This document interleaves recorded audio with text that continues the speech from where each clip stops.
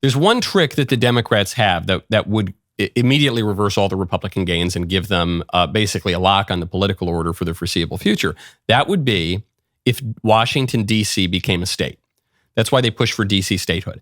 The whole point of Washington, D.C., the whole reason it was created with territory ceded from Maryland and Virginia is so that the nation's capital would not be in a state, because no individual state should have a lock on the nation's capital. So the whole reason, the raison d'etre for Washington, D.C., is that it not be a state. And the Democrats say, well, it's a grave injustice. It's what an oversight that we didn't make it into a state. Either they're totally ignorant, which is plausible, or they're being disingenuous and they realize that if Washington, D.C. became a state, that means that Democrats would immediately get another representative in Congress, two senators in the U.S. Senate, shift the Electoral College, give Democrats the country.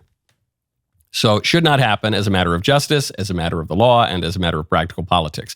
But let's just entertain it for a second. If D.C. were to become a state, the latest blue state, the latest Democrat state, it would, and I have to give a hat tip to the Federalist for compiling these data, if D.C. were to become a state, it would become the most dangerous one. If DC, it is often said, if Washington, D.C. were its own country, the State Department would tell Americans not to go there because it's too dangerous. And if Washington, D.C. were a state, it would immediately become the most dangerous state.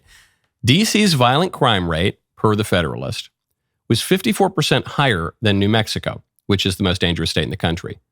D.C.'s violent crime rate was 220% higher than the national average. D.C.'s murder rate, 169% higher than Louisiana's. Louisiana is the deadliest state in the country. D.C.'s murder rate is 523% higher than that of the average state. How about robbery? D.C.'s robbery rate is 370% higher than Maryland's, which is the worst state for robbery. And D.C.'s robbery, I shouldn't laugh, it's sad for the D.C. residents. D.C.'s robbery rate is 955% higher than that of the, almost 1,000% higher than the average state. Of the 25 most populous cities in the country, D.C. is the first in robberies. So when the Democrats say, we need D.C. statehood, on its face, it's ridiculous, constitutionally ridiculous, politically so crass and vulgar and obviously self-interested. But even if you were trying to make an argument, this is a great functioning place with its own independent political culture, and it deserves to have the dignity of statehood, and these residents need to have a greater say in our federal government. This, if it became a state, it would be the worst one immediately. But, and here's the cherry on top of the sundae, things are turning around for Washington, D.C., and you won't believe why. You actually will believe why. Text Knowles, KNWLES, to 989898. Is the continued divide between Trump and the Federal Reserve putting us behind the curve again? Can the Fed take the right action at the right time, or are we going to be looking at a potential economic slowdown? What does this mean for your savings? Consider diversifying with gold through Birch Gold Group. For decades, gold has been viewed as a safe haven in times of economic stagnation, global uncertainty, and high inflation. Birch Gold makes it incredibly easy for you to diversify some of your savings into gold. If you have an IRA or 401k, you can convert that into a tax-sheltered IRA in physical gold, or just buy some gold to keep in your safe. You know, I'm a little bit of a gold bug, got a little bit of my portfolio in gold, and I'm always happy about it. The last 3 years, though, I'm really happy about it. Now, first step is to get educated. Birch Gold will send you a free info kit on gold. Just text my name, Knowles, to the number 989898. That's Knowles, KNWLES, to 989898. Consider diversifying a portion of your savings into gold. That way, if the Fed can't stay ahead of the curve for the country, at least you can stay ahead for yourself. So, DC, on violence, on murder, on robberies, on everything, it's doing so much worse than basically anywhere else in the country.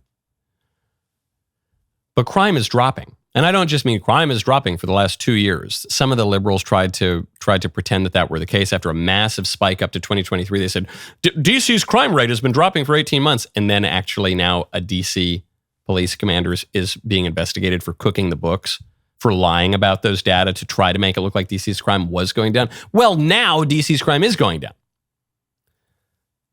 Basically just in the last week. What happened in the last week? Remember anything about DC in the last? Oh, yes. President Trump launched a federal takeover of Washington, D.C. The liberal media breathlessly reporting on this. He's federalizing the federal district. He's not. He's merely asserting his own authority that comes from the Constitution, from 250 years of American history, and from the D.C. Home Rule Act itself. The very thing that gave D.C. some home rule allows Trump to do what he's been doing. But he's been using that authority, took over the D.C. Police Department, got tough on crime, and guess what happened? According to the local police union, robberies immediately dropped 46%. First week after the Trump takeover of Washington, D.C., robberies dropped 46%. Carjackings, the sort of thing that affected a Democrat congressman, Henry Cuellar, at Capitol Hill, the sort of thing that could have began to affect the granddaughter of the then president, Naomi Biden, in a Secret Service vehicle. Carjackings dropped 83%. Violent crime dropped 22%. Immediately. This is like when Joe Biden was letting millions of illegal aliens in per year, and he was letting them all in, and Republicans and reasonable Democrats said, hey, can you please stop that? People are dying, young people are being raped, and this is just horrible. And Biden said, well, I can't do it, Jack. I can't do it. I need a new law, Buster. Listen, come here, Chief. You got to pass a new law. Trump is calling his friends in Congress, and they won't let me pass a new law. And if without that law, I can't stop it. Right, which was always bogus. It was ridiculous. He just wanted amnesty, basically, he wanted to make the problem worse. So anyway, they don't get the new law. Then Trump comes in, day one, stops it. He just stops illegal immigration. And you say, well, I guess Biden lied. Either he was totally incompetent or he lied. But they didn't need a new law. They didn't need a new law. They just had to enforce the existing law. Turns out the same thing's true in D.C. It turns out you don't need to pass new laws and re-examine community policing and address the systemic, historical inequalities and causes of oppression. Turns out you just enforce the law. You just put you let the cops who already exist do their job. Maybe you bring in some more cops. You just let them enforce the law. And it turns out the criminals stop doing the crimes. It turns out it's really, really simple.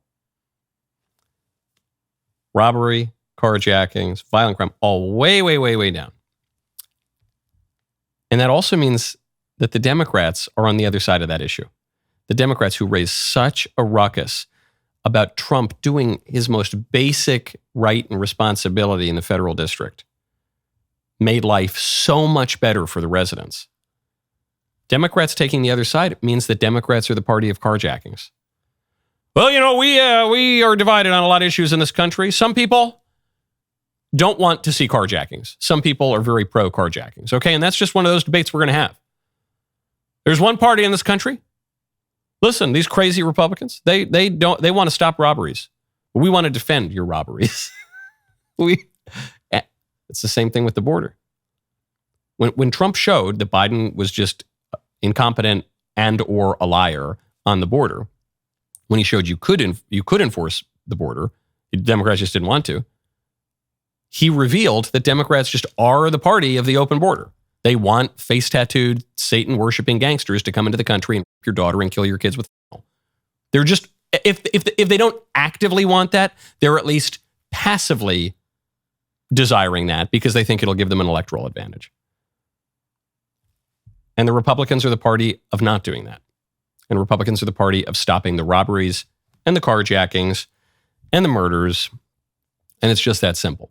The best argument for D.C. statehood that I've ever seen is letting Trump be the governor of the state. Would they do that? Would they go for that? I don't think so. That was a great clip. Now stop and ring the bell. Then you can subscribe. And then we'll do this more often. You and me. We'll do this. This thing we have here, this little je ne sais quoi, we'll get more of it. See you next time.